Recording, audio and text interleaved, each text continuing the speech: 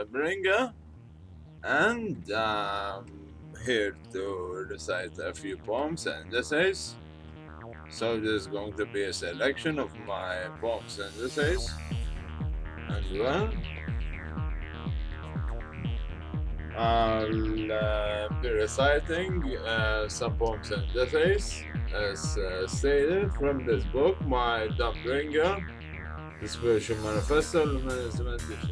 I'm going to start off with my If. If Dionysus was amongst us, I would blush. If Apollo lives, I might as well join in the madness and dance in a delirious rush.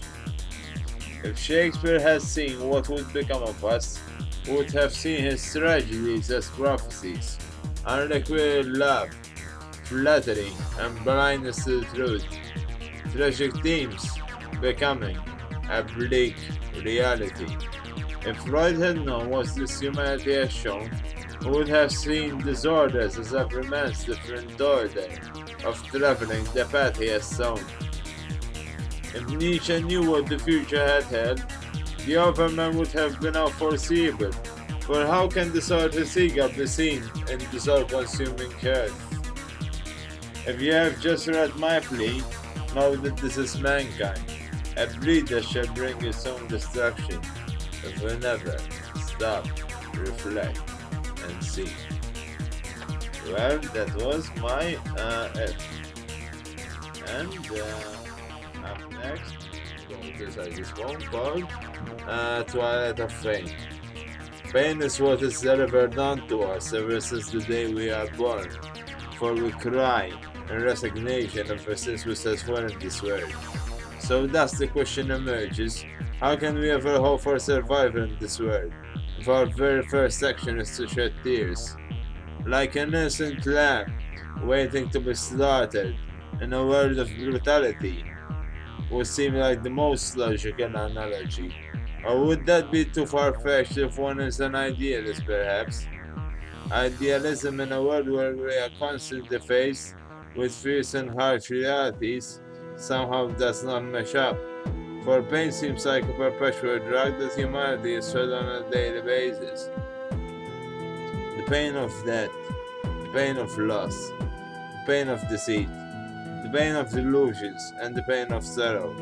Facts so ubiquitous that they are taken for granted, as strings that must perforce be attached to the ribbons of life. Pain is what the critic knows entirely, for it is he who grasps what this world lacks who has empathy for it. It is he who sees through this life all its faults and cons that wallows in despair. Blessed are fools, for they do not perceive life in all of its bleakness. Cursed are intellectuals, for their wit and perceptive powers are their major weakness. The weakness of being enlightened with what the masses can never pinpoint. For how can knowing that which others can never learn or come to grips with be considered a strength? For it is the drawback of having to withhold that which can never be understood, that which cannot be taken as a fact, that which is considered mere speculation, that which in an era of empirical evidence, empiricism is the value, for life is fast space for rationalism. Come, my friends, let us ponder, reflect, regain the analytical insight that we have bartered for objectivity, emerge with our own conclusions. Let us be assertive, seize the day, and ponder that which may and might not be, that which is and might remain a mystery, that which can never be solved, for the unknown is the everlasting spire of the mind. Well, that was my Twilight of Pain. And up next is The Immortal Ascension of the Solitary Seagull. The Immortal Ascension of the Solitary Seagull. Polarity is granted to confusion, order to chaos, light to darkness.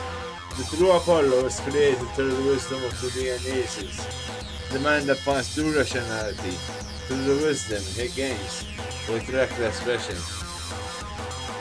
The duality of man, seven horrors embodying immortal vestiges, but both absolute lusting for command. which command is chosen by man. Man is never truly entirely evil or good, it is what he chooses to be, out of the life path he sees as most suitable to him, to his purposes, to his needs, to his capabilities. There is both darkness and light to be found in man. It is what he chooses to come to, what he sees as being the true light. The light of the many, or the darkness of the few. Slave morality or master morality. Those who have chosen the light have enlightened none. Those who have chosen the darkness have enlightened many. The old women who have risen above the masses, discarding the altruistic morality, in an effort to purge men of their orthodox mundane ways of life. Those who have achieved critical acclaim, historical grades. All women who have been a testament of resilience against so many, only to reign supreme over their minds, an ultimate bid for psychological supremacy. The true light. Shedding the dim ragged robes of the head, in a battle that shall enlighten the masses, with that which they have opposed so passionately. The ultimate reign of master morality over slave morality. That which was seen as darkness, only revealed as light. And a time when man should truly see a radical change, an appearance of thinking and living. Well, that was mine, the immortal ascension of the Sorcerer's Eagle. And up next is mine, the Fall from Divinity. Amongst gods, amongst microcosms of divinity, I grasped the orb of surrealism, annihilated and navigated the pits of reality. Catastrophes abound as I make my way through the halls of their awareness. Unbeknownst to me, I cling to demonic heights, my flesh torn apart, horns skewing me from every passage as I steadfastly descended to Hades. An archaic scent of blood assaults my nostrils. Wagner, Bach, Beethoven, marching towards me, their eyes consumed by darkness, souls tainted with an alien presence. Gazing deeper into their eyes, I remain no more. Awoken, stumbling in a sense of dignity, thrusting myself upwards, regaining my composure, tilting my head softly into the abyss I behold, a Leviathan of menace. Leviathan of menace, state your business and make it quick. Enigmas are short-lived here, he commanded with what seemed like a quick malicious smirk. Lucifer, power is what I desire. I have descended from among those fools just to get a glimpse of it. Now speak, righteous fiend, I do not waste time with incompetence. Pray that you can grant me what I need. The Leviathan. It seems you have a tested temper and the fear time to match. You know you will last you, don't you? Are you aware of what you are asking for? Lucifer, I'm fully aware. Are you afraid of complying with my demands? Leviathan, no, not at all.